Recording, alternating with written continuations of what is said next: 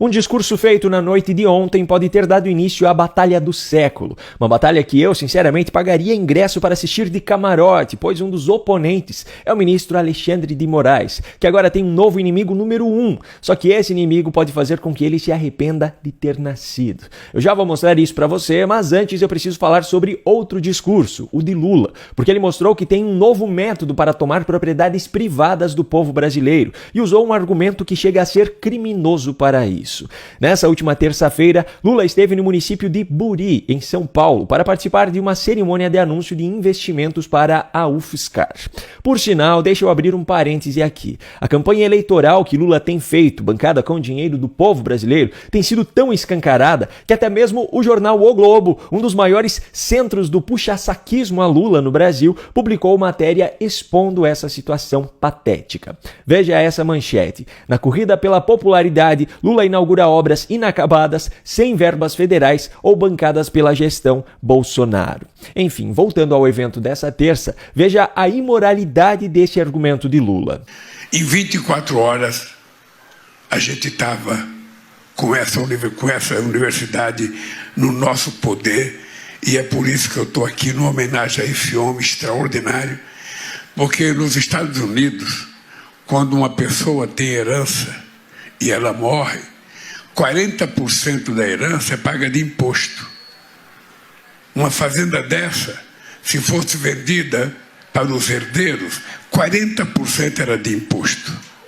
Então, nos Estados Unidos, como o imposto é caro, você tem muitos empresários que fazem doação de patrimônio para a universidade, para institutos, para laboratórios, para fundações.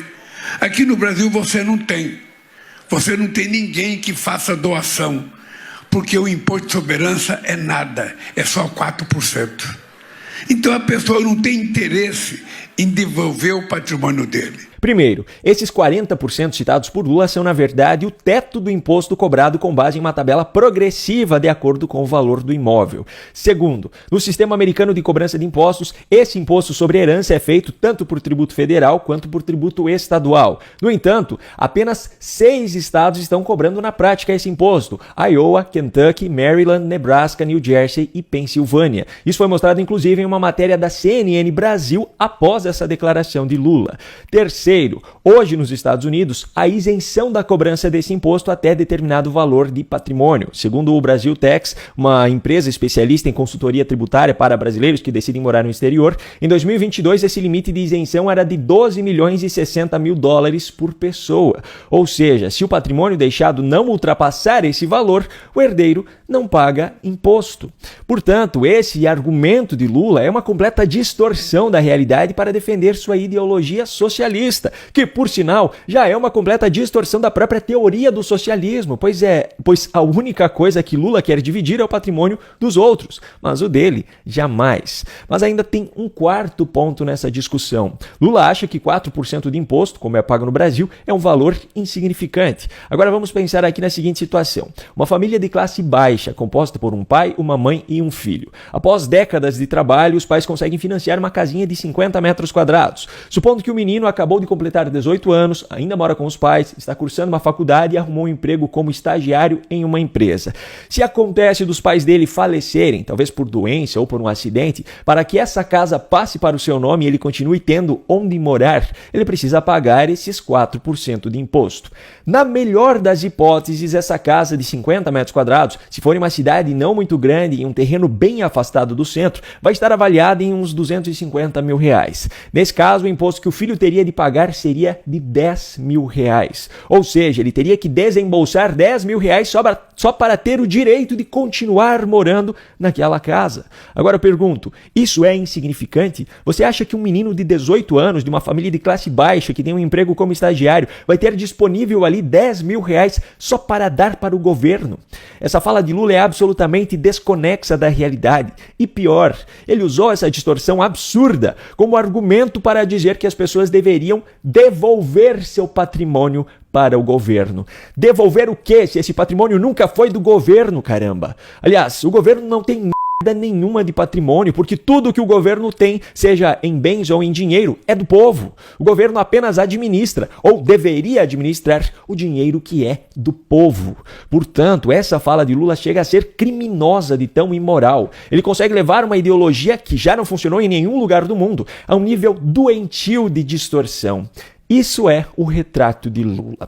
Bom, a própria analogia feita por ele pouco tempo depois já representa muito bem o que eu estou falando. Não sei se vocês já participaram daquele jogo de palitos, eu não sei se existe ainda, aqueles palitinhos coloridos que você coloca em cima de uma mesa, solta ele e você vai tirando aquele que não pode mexer com o outro. Se mexer, você perde e o adversário começa a jogar. Governar é um pouco isso. Governar é exatamente isso. Você pega, 203 milhões de habitantes, você solta e depois você vai tentar mexer com aquele, que não te dá problema. Porque se der problema, você não mexe. E esse problema é um palito chamado povo. Mas essas não foram as únicas falas absurdas de Lula nesse discurso. Esse país, eu diria, o que eles fizeram nesses últimos, depois do impeachment da Dilma, é que o Netanyahu está fazendo na faixa de Gaza, lá no Palestina. E ainda teve mais isso aqui. Quando vocês acharam que todo mundo é ladrão, que o Camilo é ladrão, que o Lula é ladrão, que o Raduan é ladrão, que o Paulo Teixeira é ladrão, mesmo quando vocês estiverem pensando tudo isso, ainda assim não desanime. Entre na política. Bom, se for assim, está na hora de eu entrar para a política então, pois eu atendo a todos os requisitos citados por Lula. Agora vamos deixar Lula de lado para falar sobre um amigo dele, Nicolás Maduro, o ditador venezuelano.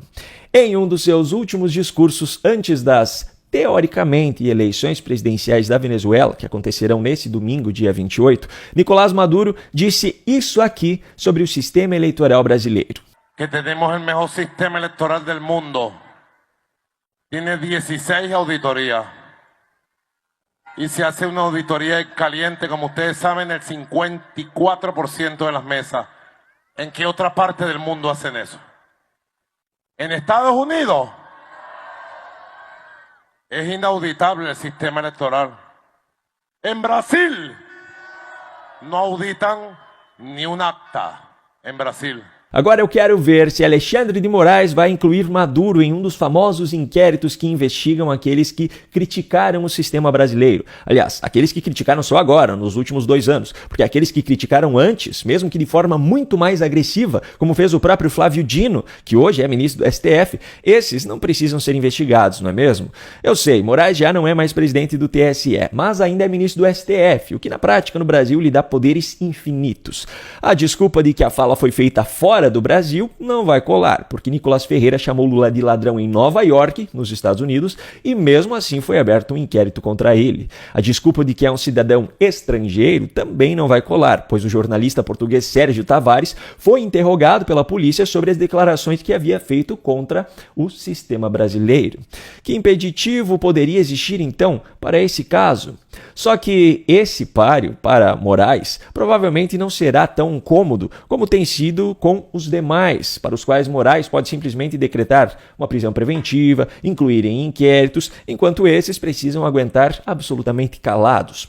No caso de Nicolás Maduro, o buraco é mais embaixo. Segundo relatórios da própria Organização das Nações Unidas, o regime de Maduro persegue opositores, pratica tortura física e psicológica, faz seus familiares sumirem do mapa, entre outras práticas que violam os direitos humanos. E aí, qual o autoritarismo que prevaleceria nessa batalha? O judicial ou aquele da mão na massa mesmo? Bom, enquanto aguardamos os próximos capítulos dessa história,